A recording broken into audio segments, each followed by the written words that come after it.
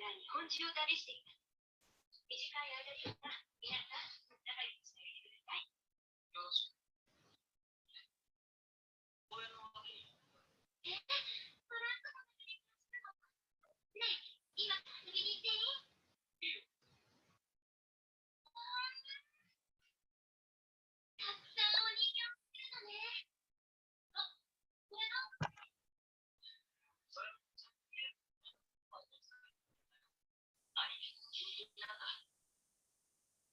あなた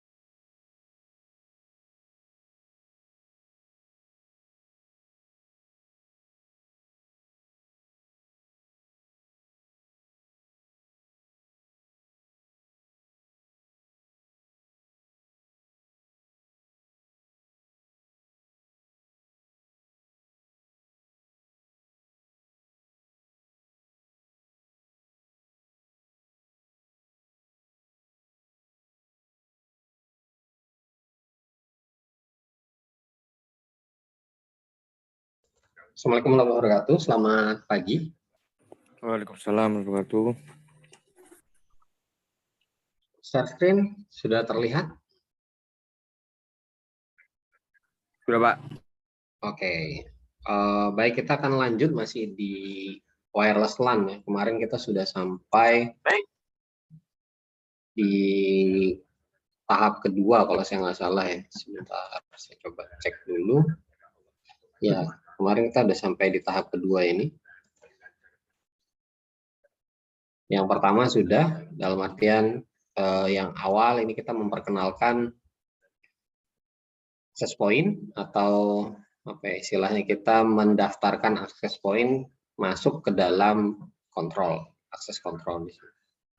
Di proses nomor 1 ini bagaimana access point ini bisa didaftarkan atau dimasukkan ke dalam akses kontrol. Kemarin sudah, hari ini kita akan lanjut dengan tahapan yang kedua, bagaimana konfigurasi ini dikirimkan oleh akses kontrol ke arah wireless LAN. Wireless LAN access point maksud saya.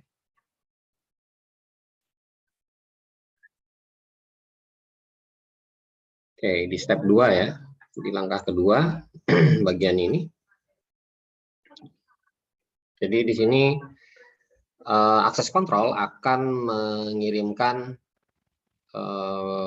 configuration ke access point. Jadi akses kontrol itu melalui cap web. Kemarin kita masih ingat ya, jaringannya ini namanya cap web. Lewat tunnel khusus dikirimkan konfigurasinya ke access point.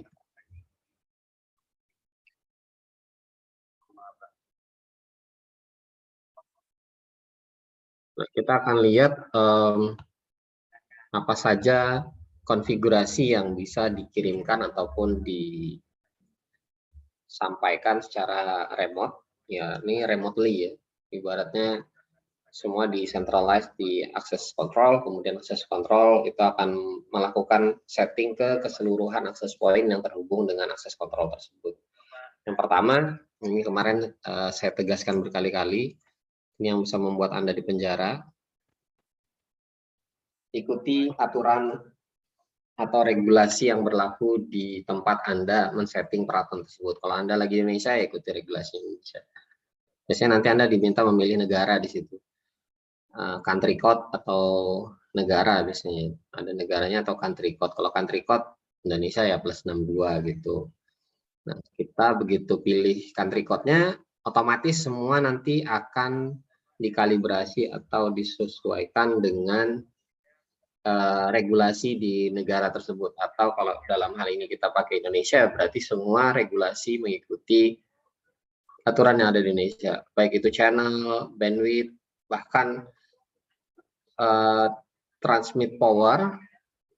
Ya, di Indonesia itu ketentuannya tidak boleh melebihi 100 miliwatt ya. Maksudnya 100 miliwatt itu sampai dengan di antena gitu. Kalau lebih dari 100 miliwatt ya Anda ilegal. Jadi bukan hanya channel dan frekuensinya saja diregulasi, tapi juga kekuatan pancaran dari akses point Anda itu juga diregulasi. Tidak boleh lebih dari 100 miliwatt. Kalau lebih ya sudah, Anda berarti juga melanggar. Jadi bukan hanya channel yang diregulasi. Nah ini kalau Anda setting sudah ke negara Indonesia, insya Allah udah aman lah. Kalau misalkan ada masalah bablas segala macam pindah channel yang bukan Indonesia padahal Anda sudah setting Indonesia, yaitu kemungkinan cacat di alatnya. Anda bisa lepas istilahnya apa ya, bisa lepas tuntutan dari itu. Intinya sudah didokumentasikan, ini sudah diterapkan. Kalau ada bug dia pindah channel atau dia menaikkan transmit powernya, ya itu berarti masalah ada di barang bukan di Anda sebagai orang yang men-setting atau admin dari jaringannya. Nah, kemudian radio profile, ya ini hal-hal yang terkait untuk mengoptimize gelombang radio Anda. Contoh yang paling sederhana, mungkin Anda mau membatasi jumlah yang mengakses gitu ya. yang mengakses radio Anda, atau Anda mau membatasi transmit powernya dikecilkan lagi. Yang tadinya mungkin 100 miliwatt, ya karena mungkin ruangan yang di cover sangat kecil, Anda pakai 50 miliwatt, ya, bisa seperti itu. Kemudian virtual access point, ini opsional, ini boleh ada, boleh tidak. Mungkin saya kasih bintang aja kalau Anda mau lebih dari satu access point, ya silakan di setting virtual access point-nya. Tapi kalau Anda nggak mainan virtual access point, ya nggak apa-apa juga. Cukup satu SSID aja udah cukup, Pak. Gitu. Kita nggak perlu nambah SSID, misalkan di ruangan khusus gitu ya. Mungkin kelas gitu. Di kelas hanya ada satu access point, tapi Anda nggak mau repot, maksudnya mau dosen di situ, mau mahasiswa, mau tamu, pokoknya pakai satu SSID itu aja ya, berarti nggak perlu setting virtual access point. Kemudian profil yang lain ya bisa Anda masukkan di situ, misalkan mau pakai WDS, mau pakai mesh, dan yang lain-lain ya, silahkan bisa ditambahkan settingannya. Kemudian parameter radio ini sebenarnya kalau kita ngutak-ngatik yang di sini, begitu yang atas ini sudah diatur, biasanya ini sih udah automatically udah diatur dengan yang di atas ya. Tapi kalau Anda mau ngatur manual, biasanya tetap disediakan opsinya gitu. Anda tetap tidak melakukan setting regulatory domain, tapi Anda ikut channel, kemudian frekuensi, dan juga mungkin transmit power itu Anda sudah tahu, cuman Anda ingin mungkin ada modifikasi sedikit gitu ya. Modifikasi sedikit, misalkan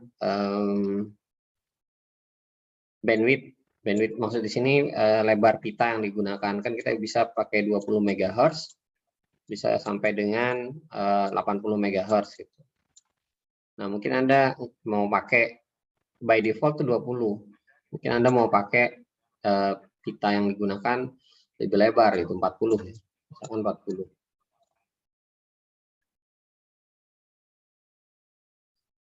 Ya, kira-kira seperti itu. Kemudian untuk VAP atau virtual access point sama juga sebenarnya kayak access point biasa, kita harus bikin SSID, kita harus nge-set security profile kalau memang mau dikasih security ya, maksudnya ada passwordnya atau ada passphrasenya ketika kita mau login, bukan login sih istilahnya, ketika kita mau connect ke dalam sebuah SSID gitu ya.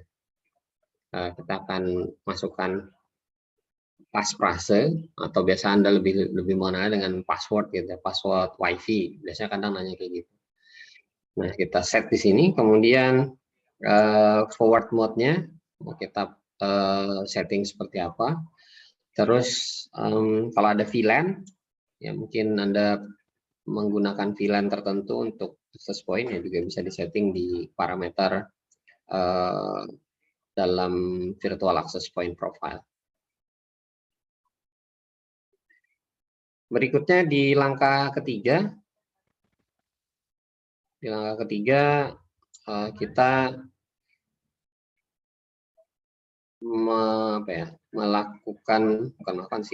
station ini bisa mengakses wireless access point setelah cap web tunnel ini di-establish. Jadi sebenarnya cap web tunnel itu di-establish di tahap ini. Begitu selesai, access point-nya di setting. Begitu access point-nya setting, berarti kan giliran ini nih, giliran si station ya, giliran klien. Giliran dari klien-klien ini atau station ini untuk connect ke access point. Nah, ada beberapa fase di sini, kita bisa lihat detailnya. Yang pertama, scanning. Biasanya Anda nyalakan laptop atau nyalakan smartphone dan tablet, kan Anda scanning SSID yang bisa digunakan gitu. Nanti akan muncul list SSID yang bisa digunakan. Kemudian nanti misalkan di sini ada satu SSID namanya Huawei ya. Ini muncul di dalam hasil scanning Anda. Nah, di sini ketika kita akan connect, biasanya kita akan minta permintaan izin untuk saya mau connect gitu ya. Station akan bilang saya mau connect ke access point dengan SSID Huawei. Nanti akan ada jawaban dari SSID access point SSID Huawei-nya seperti itu. Nah, pada saat Anda melakukan scanning itu sebenarnya ada probing, istilahnya probing. Jadi pada saat Anda nyalakan smartphone, laptop ataupun tablet, Anda scanning SSID atau scanning Wi-Fi yang available, yang tercover dengan sinyal frekuensi di handphone Anda, maka proses itu disebut proses probing dan nanti akan muncul. Akan muncul SSID apa yang tercover oleh sinyal di smartphone Anda ya. Jadi jangkauan smartphone ataupun station, apapun lah stationnya ya, entah itu smartphone, entah itu laptop, entah itu tablet atau device IoT yang menggunakan Wi-Fi, selama access point ini dalam jangkauan probingnya dia, maka akan muncul dalam list SSID yang bisa dikoneksikan. Nah, tinggal ketika connect, rule berikutnya mau ngapain. Begitu connect, direspon, ya kamu boleh connect ke sini. Syaratnya sekarang ada autentikasinya atau enggak? Gitu. Ada autentikasinya atau enggak? Kalau tanpa autentikasi atau ini ya, anggap aja open system, maka Anda tidak diautentikasi. Anda tidak ditanyakan passwordnya atau istilahnya kalau di dalam WiFi passphrase ya, passphrase. Atau sederhananya lagi PIN lah, Anda nggak akan ditanya PIN. Sekali lagi, kalau Anda membiarkan seperti itu, tidak ada autentikasi, berarti Anda siap-siap dengan tidak secure ya, atau insecure istilahnya. Jadi tidak aman. Nah, ini ada yang kurang. Sekarang kita udah pakai WPA 3.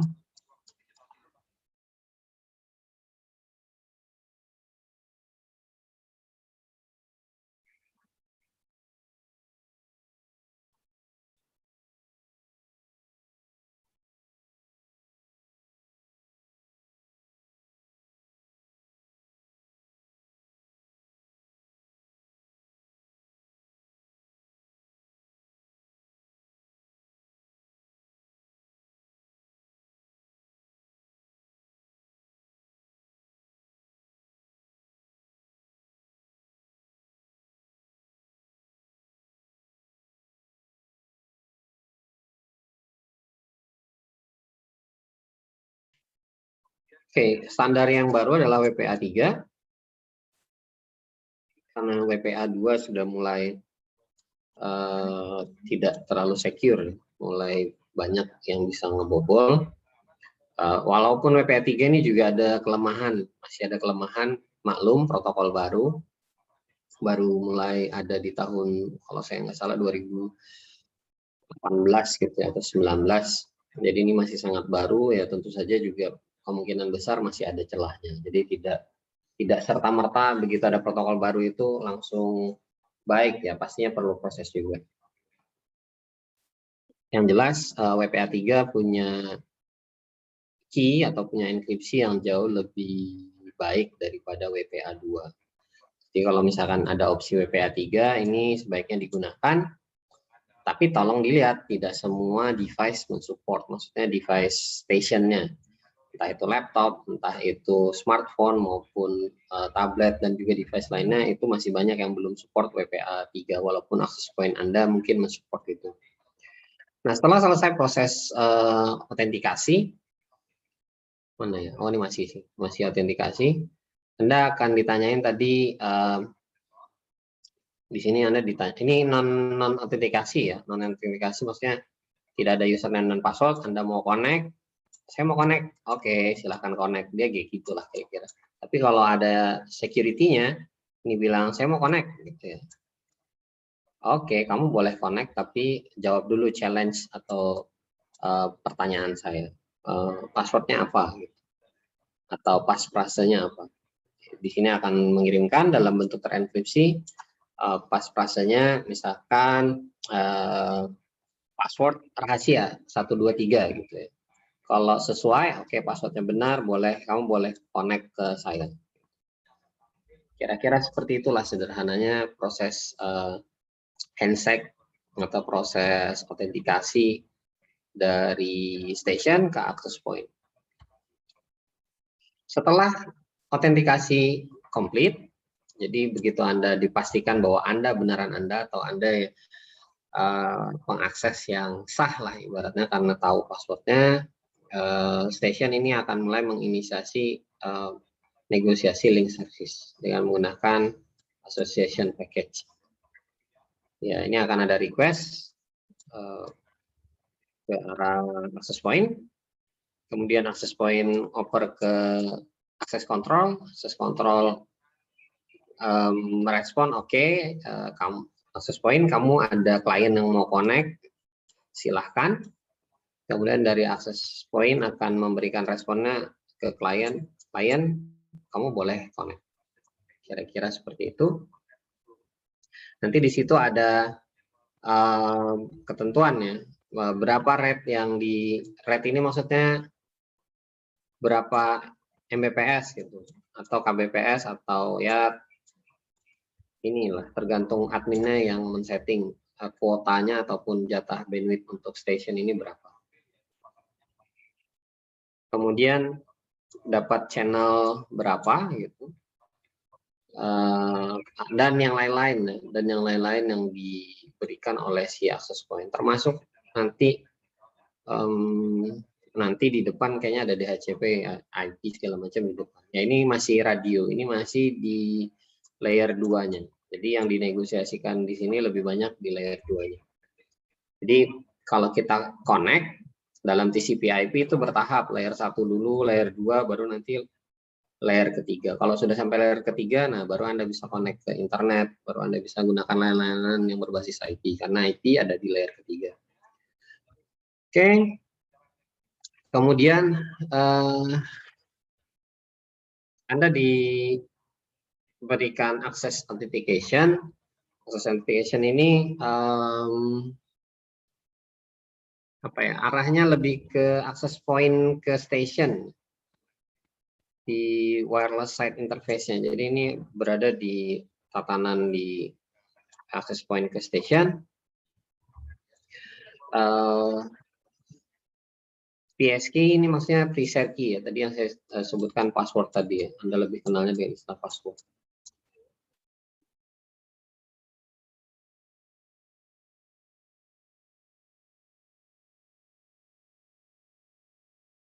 Nah, setelah prosesnya selesai, di sini Anda akan dinaikkan levelnya di layer ketiga. Jadi ini terjadi di layer ketiga. Ya, kalau tadi saya cerita tentang TCP/IP,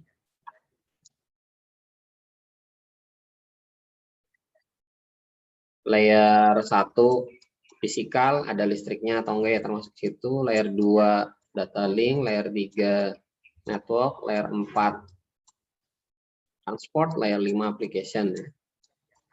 Nah, begitu ini sudah selesai, naik ke layer 2 sudah selesai, sekarang naik ke layer ketiga. Layer ketiga Anda perlu IP address. IP address tadi kemarin kan saya sudah cerita bahwa ada DHCP server yang akan meng-assign atau meminjamkan list IP address, leasing IP address. Ini adalah tahapan-tahapannya gitu, stage-nya. Paling gampang ingatnya DORA gitu ya. DORA ini di beberapa exam, beberapa ujian sertifikasi sering keluar tahapan DHCP ini karena ini sangat fundamental. Jadi harusnya sih setiap orang yang berada di networking hafal dengan tahapan DHCP ini. DORA gitu. Di IP 4 sih masih dipakai DHCP, tapi kalau di IP 6 metodenya bisa pakai DHCP 6, bisa juga pakai non DHCP, pakai Slack. Gitu. Tapi di IP4 masih menggunakan DHCP. Nah, setelah proses ini selesai, berarti Anda nanti akan diberikan IP address. Begitu Anda diberikan IP address, Anda akan dihadang oleh captive portal atau portal authentication, atau ini yang Anda sering kenal dengan istilah hotspot. Ya. Jadi begitu masuk ada hotspot sistem gitu, di hotel, di cafe, itu misalnya Anda pergi ke Starbucks atau Anda pergi ke kafe-kafe yang ada di mall itu. Biasanya mereka punya captive portal atau punya portal untuk autentikasi. Di sini Anda diminta untuk memasukkan username dan password. Ya ada kadang beberapa yang modelnya Anda harus masukkan email, ada yang harus masukkan parameter yang lainnya. Nah, di sini contoh saja pakai nomor telepon dan juga password yang mungkin di-create passwordnya ini dikirim ke sini. Kemudian Anda masukkan ke sini. OTP lah, anggap aja ini modelnya OTP, one time password. Ya kalau model kayak gini berarti di belakangnya harus ada SMS gateway-nya yang ada OTP. Tapi ada juga yang tidak perlu seperti itu. Anda cukup masukkan username dan password yang sudah didaftarkan atau mungkin Anda sudah dikasih oleh adminnya. Kemudian Anda bisa login dengan menggunakan username dan password tersebut. Sudah, berarti Anda sudah bisa connect ke dalam jaringan yang ada, baik itu jaringan internal LAN-nya ataupun mungkin Anda juga diberikan hak untuk connect ke internet. Ya, berikutnya masuk ke fase data forward. Ya, karena sudah masuk ke dalam jaringan, ngapain nih gitu. Ini kan sudah dalam proses masuk di jaringan, dia sudah di jaringan. Terus dengan jaringan yang ada ini dia mau kemana gitu, apakah dia mau di situ-situ aja nggak ngapa-ngapain, kan aneh juga. Connect sudah ke dalam access point gitu, tapi nggak ngapa-ngapain itu juga aneh aja gitu. Pastinya Anda mungkin ingin layanan-layanan yang ada di dalam sini, atau mungkin keluar ya, misalkan ke internet gitu. Nah, kalau Anda ke internet diizinkan nggak sama admin networknya gitu.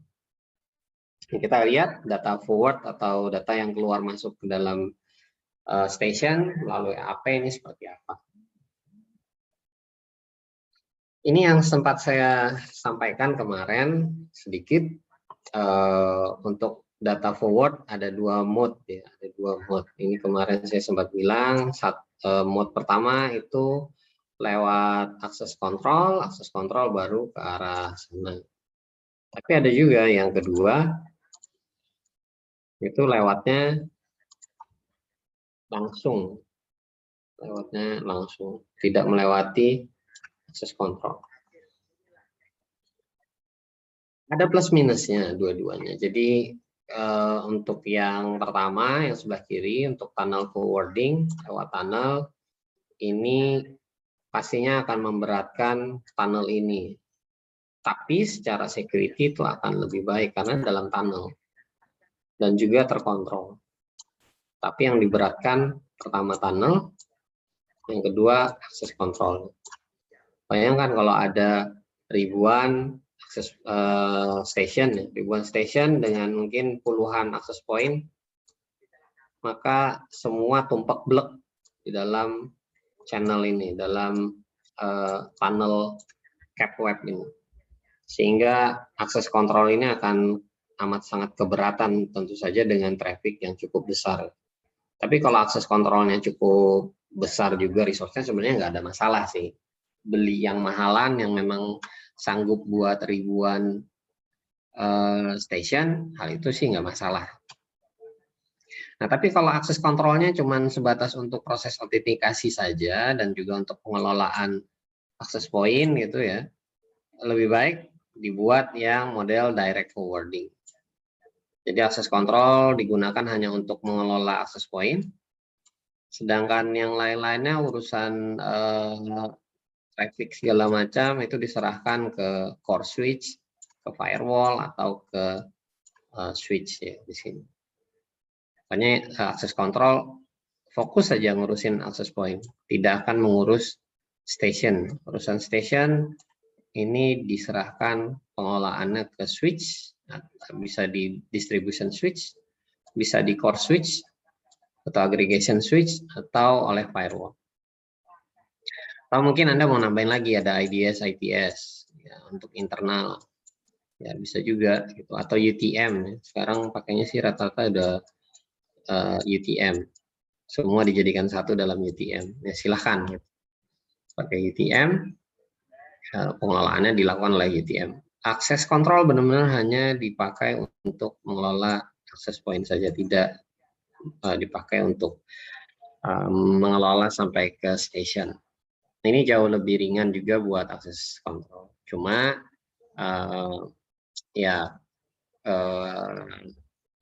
secara security mungkin kurang kompleks atau kurang banyak gitu, dibanding yang sebelah kiri. Yang nggak masalah. Kalau security-nya terlalu banyak juga ribet juga ya. Sekali lagi antara kepraktisan dengan keamanan itu selalu bertolak belakang. Anda mau secure, pilih cara yang ini. Tapi kalau Anda mau yang praktis, yang agak cepat, pilih cara yang ini. Agak susah untuk memilih kedua-duanya. Ini konfigurasinya mungkin bisa kita lewatin saja. Anda bisa baca atau Anda bisa gunakan di lab. Saya mungkin langsung ke section yang berikutnya sebentar. Yang kelima ya, next generation wireless LAN solution. Nah ini kemarin kayaknya di depan sudah ada dijelaskan sedikit ya, bahwa Huawei ini menyediakan platform ataupun device dan juga software tentu saja yang untuk mendukung seluruh skenario yang ada dalam implementasi wireless LAN. Jadi dalam tanda kutip anggap aja seperti itu ya, jualannya Huawei itu bisa mengcover seluruh kebutuhan wireless LAN.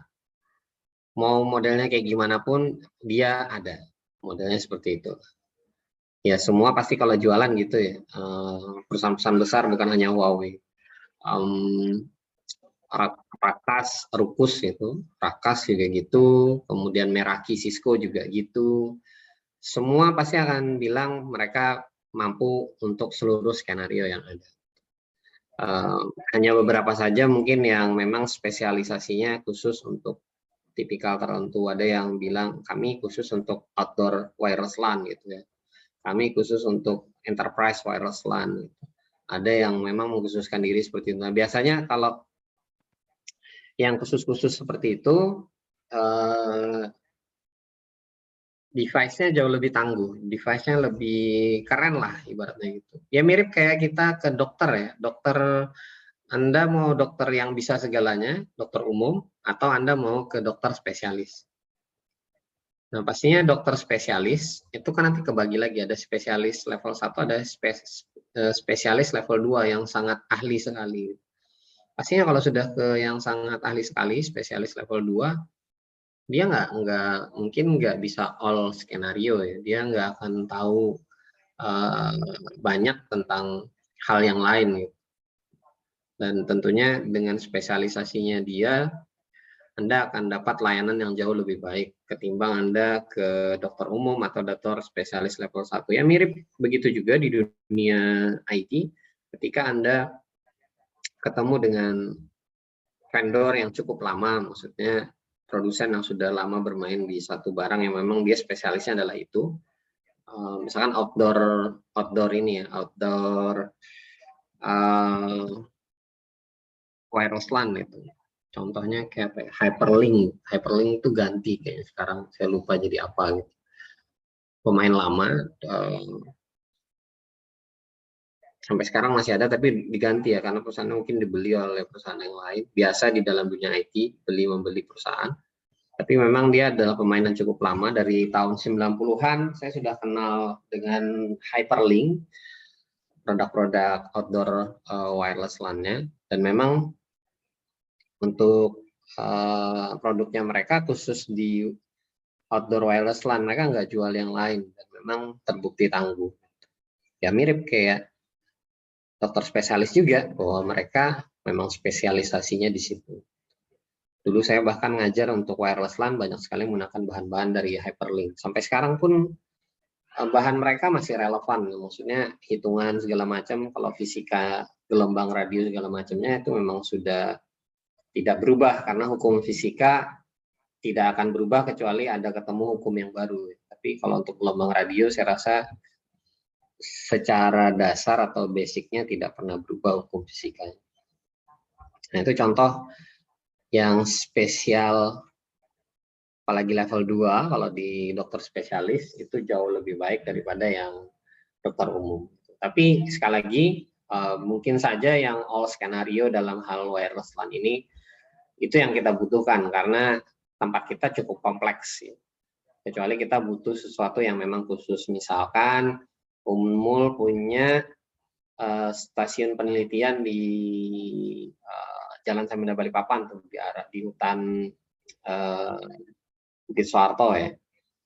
Nah itu kan ada stasiun penelitian Unmul khusus. Mungkin kita nggak bisa pakai outdoor wireless LAN solution dari Huawei. Kita perlu yang khusus. Apalagi di tengah hutan gitu, di daerah yang turun naik gunung berbukit, pastinya kita perlu peralatan khusus. Tidak bisa kita paksakan dengan menggunakan solusi dari satu vendor saja. Nah ini juga yang ingin saya tekankan kepada Anda, jangan bergantung hanya dari satu vendor saja gitu. Sekali lagi, walaupun saya membawakan materi dari Huawei, bukan berarti saya di endorse ataupun saya saya disuruh jualan Huawei, enggak. Jadi sebagai akademisi, sekali lagi cari yang terbaik, tawaran yang terbaik itu yang Anda ambil. Dan juga jangan terlalu bergantung dengan satu vendor. Ya kalau bisa lebih, kenapa harus kurang gitu? Kenapa harus pas-pasan?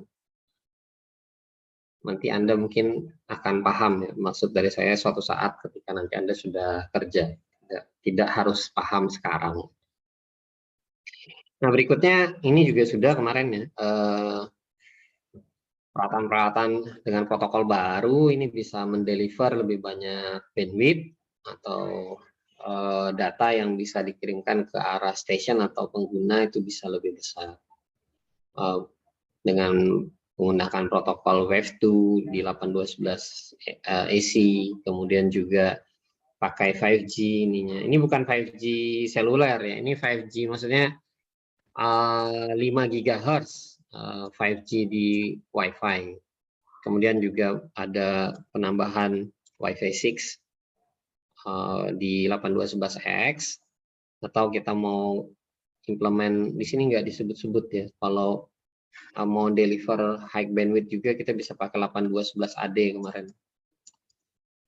Ini yang tidak disebut-sebut, saya nggak tahu apa nanti ada update.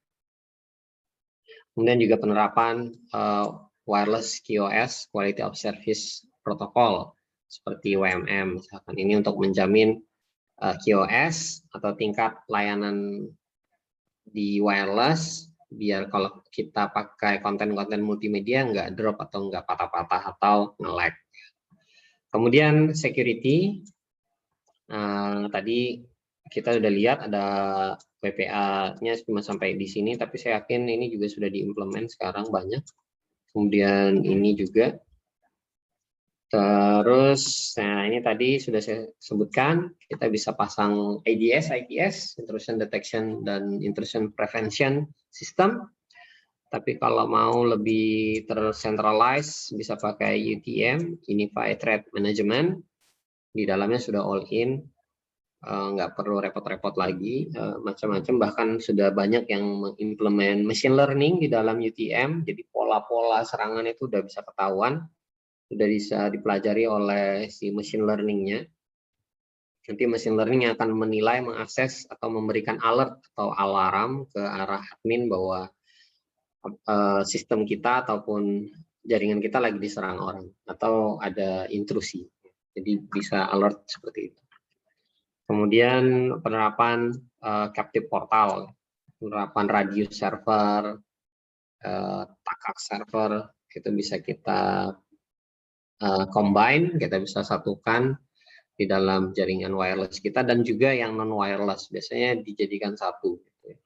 Jadi untuk autentikasi semua sama, pakai SSO ya sekarang ini istilahnya, single sign on. Jadi satu kali Anda diautentikasi di WiFi, kalau misalkan Anda connect pakai WiFi, atau kalau misalkan Anda connect pakai kabel, ya semua masuknya di SSO-nya. Nanti Anda setelah diautentikasi di situ, Anda bisa pakai service-service yang di-authorize ke username Anda.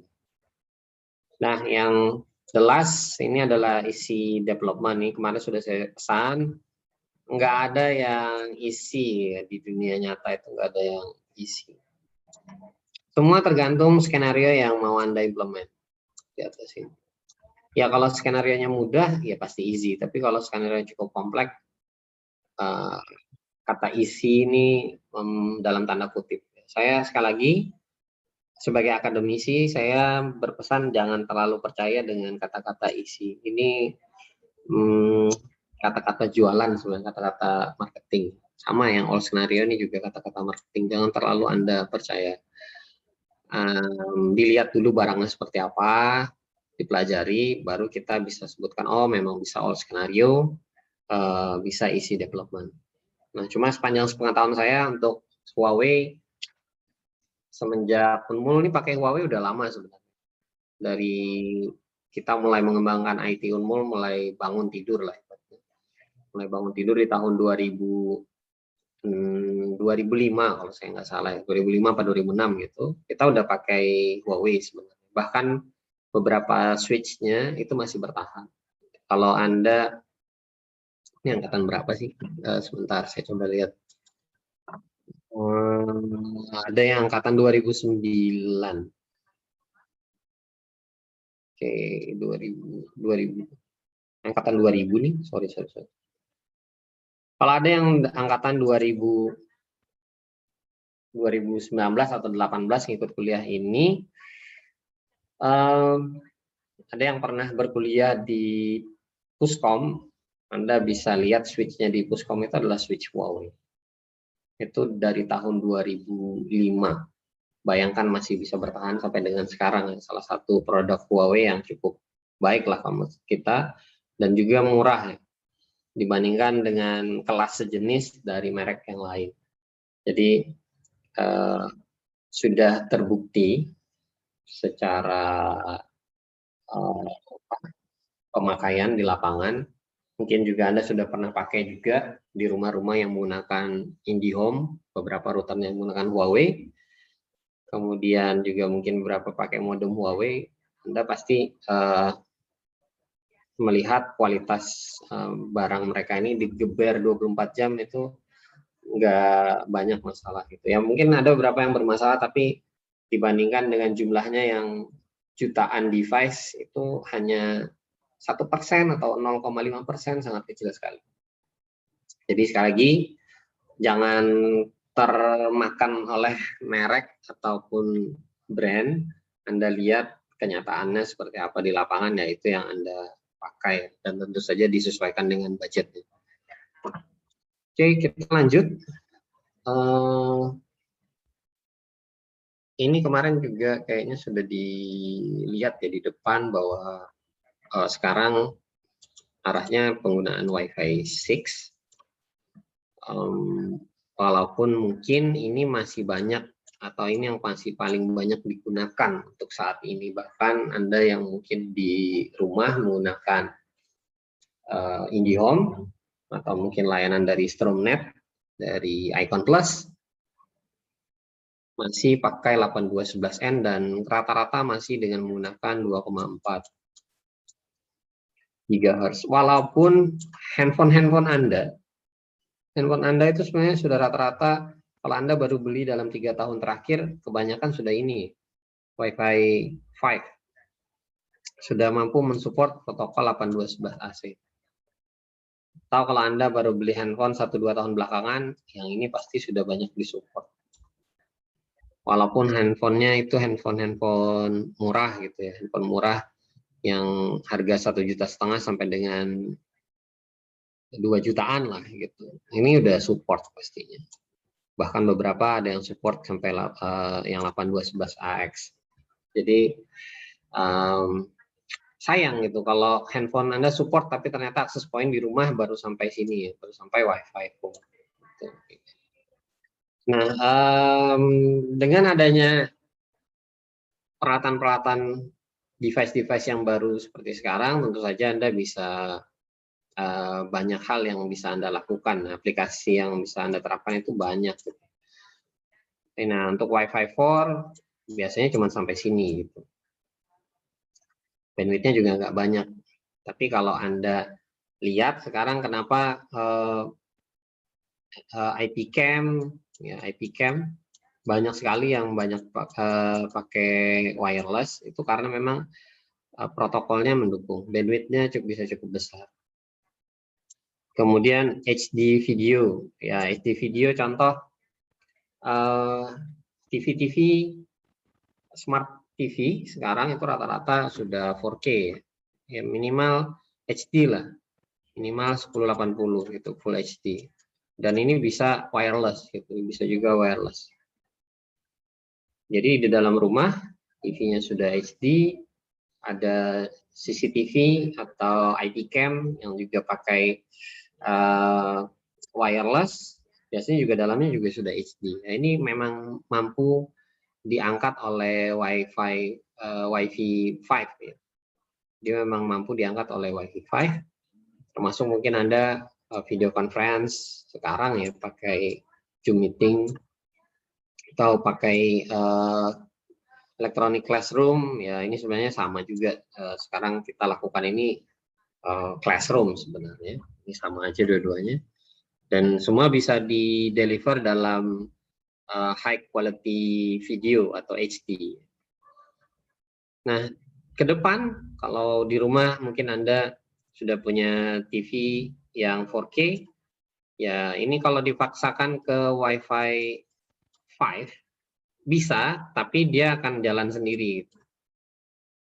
Kalau ada pun device lain, smartphone segala macam, pastinya tidak bisa digunakan untuk bandwidth yang besar-besar ya. Mungkin untuk chat, untuk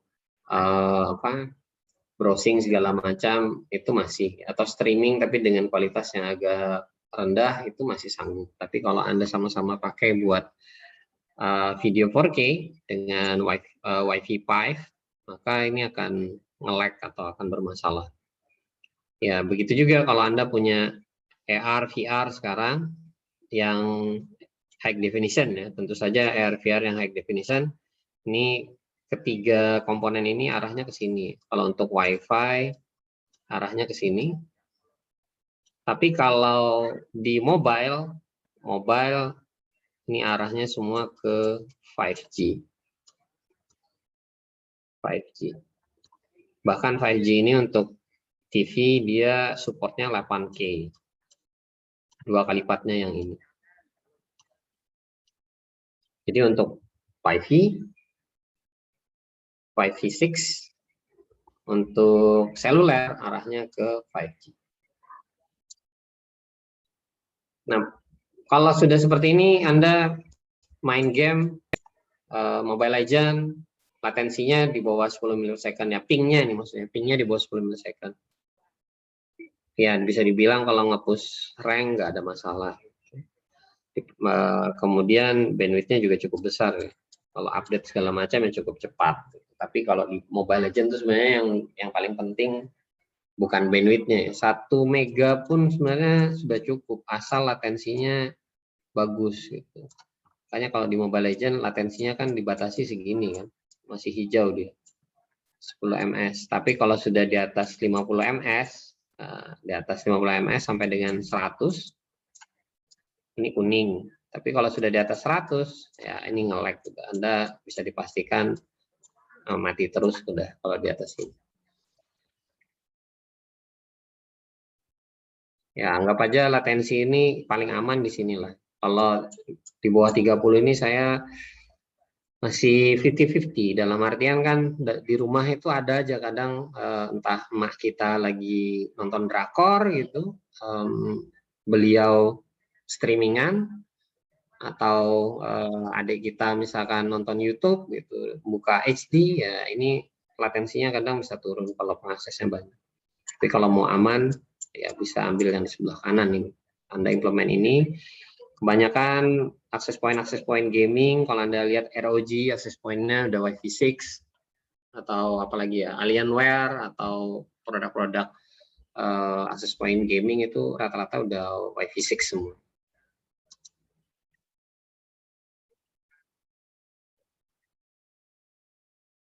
Apa ini? Pasif ISS macet kalau di atas 60 milisecond, Pak. Nah, oke. Intinya main game itu harus di bawah 50 milisecond.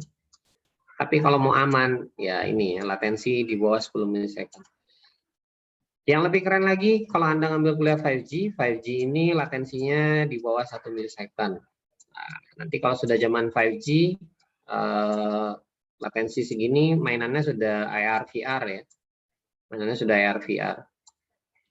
Kemudian kalau main Nintendo yang model Nintendo Labo itu ya kita bisa pakai kacamata AR VR gitu, VR maksudnya.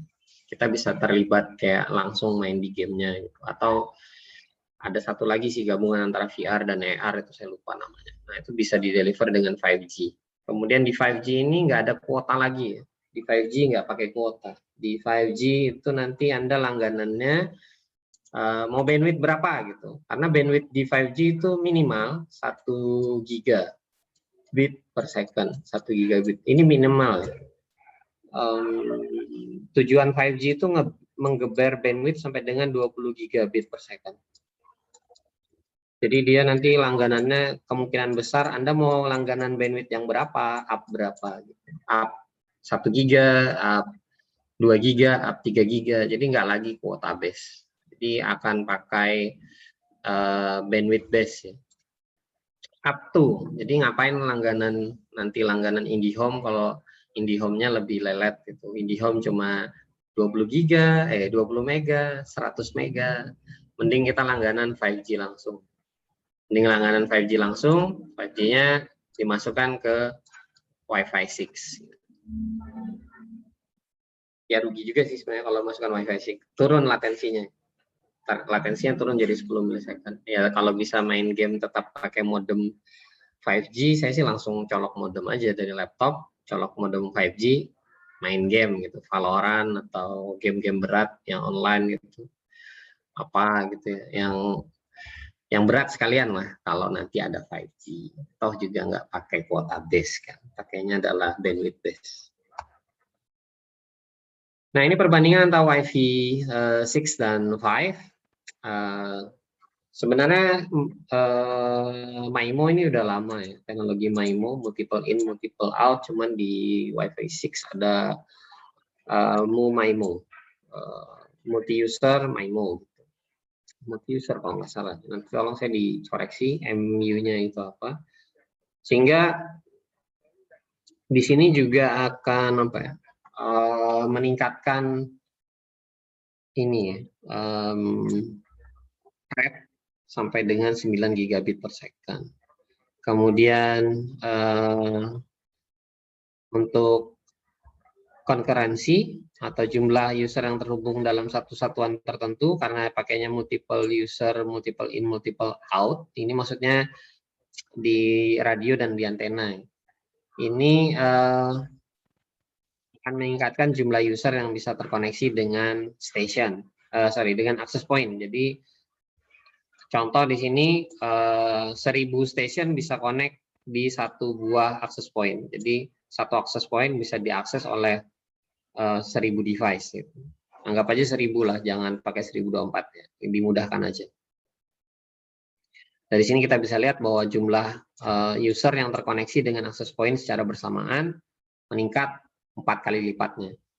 Ya, ini tentu saja dengan teknik OFDMA dan MU-MIMO. Ya. Ini yang ada di Wi-Fi 6. Tadi juga kita lihat bahwa latensinya lebih kecil, bisa sampai dengan 10 bahkan tadi ya, sampai dengan 10 milisecond. Sampai dengan 10 milisecond. Dari sini kita bisa lihat bahwa ada pengurangan latensi. Semakin kecil latensi, semakin baik. Artinya kalau kita mengakses sesuatu, delay-nya akan semakin kecil, akan semakin mendekati real time, waktu nyata. Dan yang paling penting juga, konsumsi power semakin hari semakin kecil ya, karena kalau tingkat produktivitas itu kan diukur berdasarkan seberapa banyak komputer itu mampu melayani kebutuhan kita ya seberapa banyaknya. Di situ maksudnya dalam satuan waktu. Kalau cuman 2 jam saja kemudian listriknya sudah tewas atau baterainya habis di smartphone atau di laptop gitu atau di tablet, artinya kan produktivitas Anda tuh menurun gitu. Menurun kenapa ya? Karena nggak bisa ngapa-ngapain gitu. Apalagi semua sudah di internet, semua sudah di komputer semua gitu. Mati gaya lah ibaratnya kalau istilah anak-anak kekinian, mati gaya Pak, listrik mati, nggak ada kuota ya sudah habis, itu nggak bisa ngapa-ngapain. Nah, makanya penting juga selain yang ini, yang 3 ini oke lah ya, 3-3-nya gitu meningkat, tapi ternyata baterainya habis ya percuma, nggak bisa ngapa-ngapain, bener-bener mati gaya. Sehingga dengan adanya reduksi jumlah energi yang bisa dipakai oleh modul WiFi, ya ini disclaimer-nya hanya dengan pita 20 MHz. Tadi kan saya sudah sebut bisa sampai dengan bahkan ada yang lebih kayaknya, ada sampai 160 MHz ya penggunaan pita frekuensi di ASM band itu. Ada yang 40 gitu. Dua band yang dipakai ini, 2 channel. Bisa juga kita kurangin sebenarnya ini. Ini bisa dimodifikasi, bisa 10, bisa 5.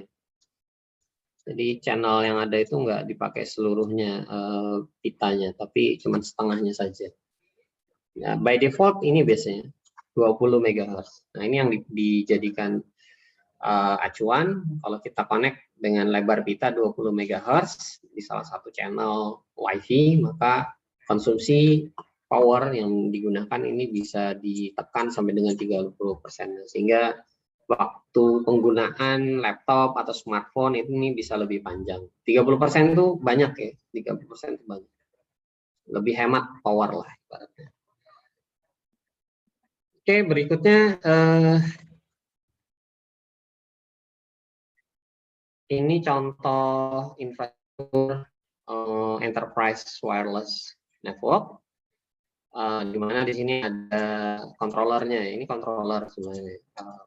Cloud base punyanya si Huawei ya, jadi dia cloud base ya, kita bisa mengatur segala sesuatunya melalui software lah, sederhananya begitu, dan juga mudah juga di deploy dan dipindah-pindahkan kalau misalkan mau dipindah-pindahkan gitu ya.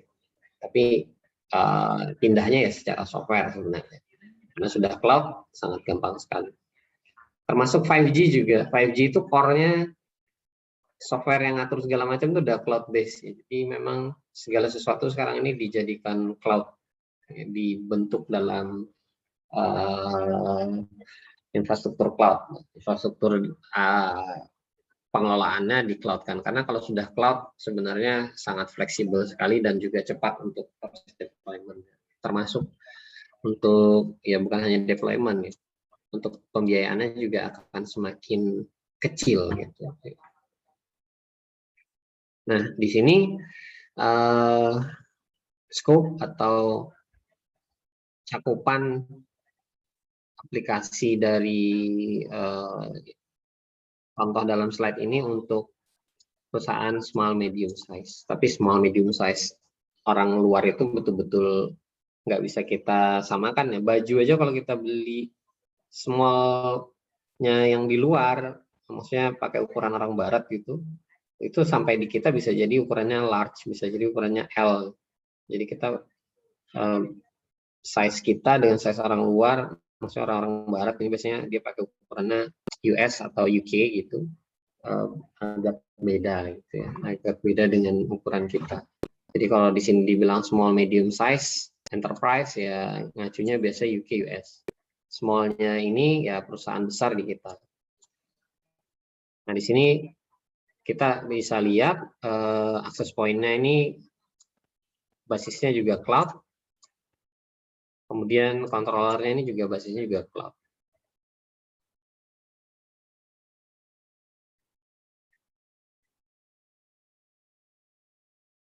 Nah, ini contoh lengkapnya kalau misalkan kita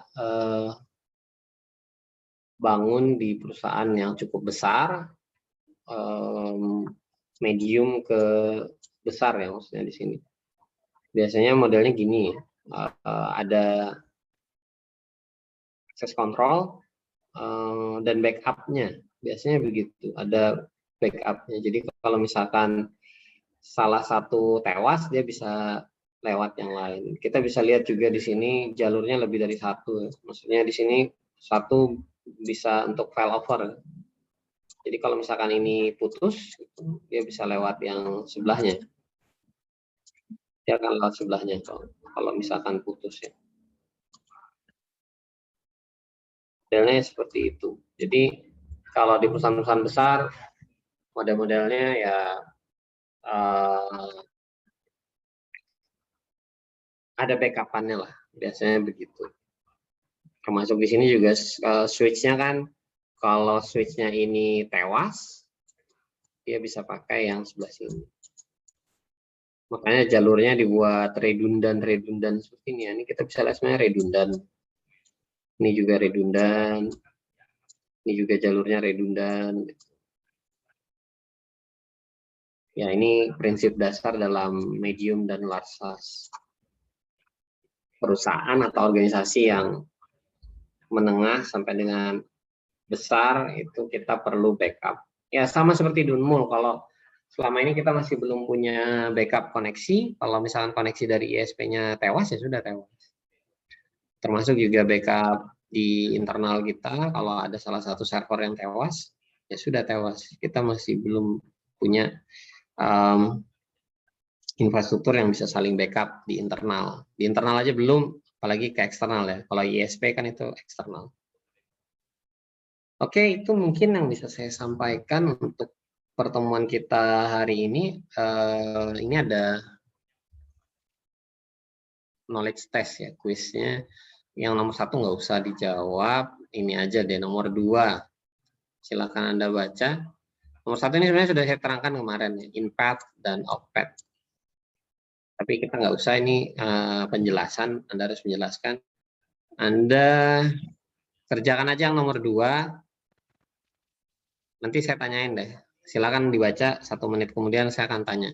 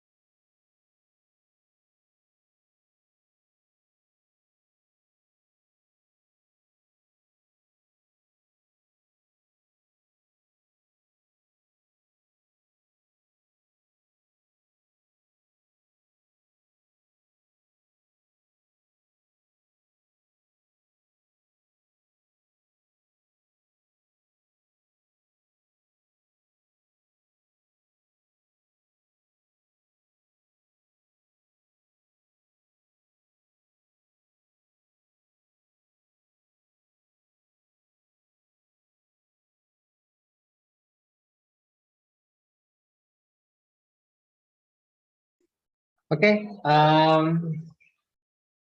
silakan Anda tuliskan jawabannya di kolom chat aja deh. Daripada saya tanyain satu-satu, silakan ditulis di chat.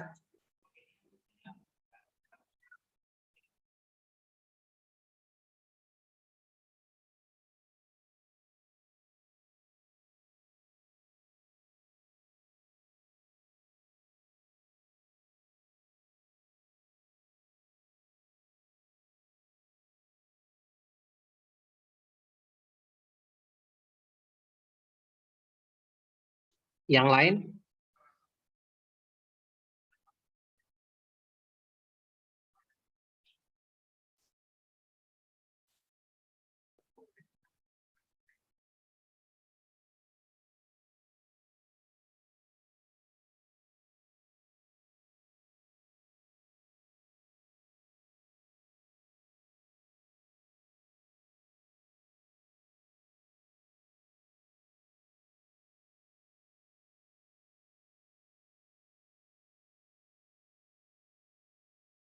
Oke, ABD ya jawabannya yang nomor 2.